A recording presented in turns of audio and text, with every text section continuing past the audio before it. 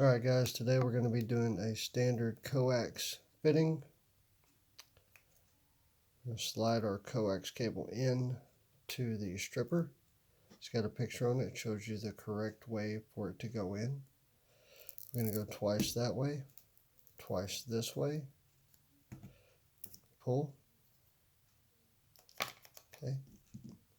Now we have our shielding and our foil, our guard, and then our center conductor.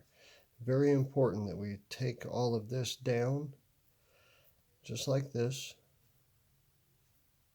so it's not touching that center conductor. You cannot have any of this touching that center conductor. Okay, we're going to take our coax fitting here. This is just a standard green one. They make multiple colors, but they all work the same. Okay, slip that in. Make sure you get that center conductor in the center. You're going to push until it stops.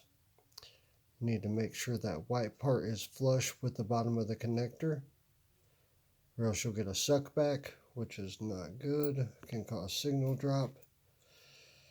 Then we're going to get our Klein's adjustable crimpers here. We're going to slide our fitting in there.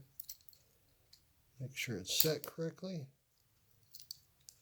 Tighten it up a little bit. You want to go until that rubber ring that you see is sucked all the way up in the fitting.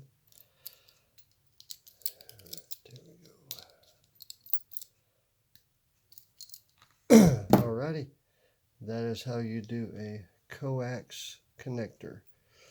Let me show you there. We need to snip that end off there, flush with the connector. Alright, so that should be your finished product right there. Alright guys, have a good day.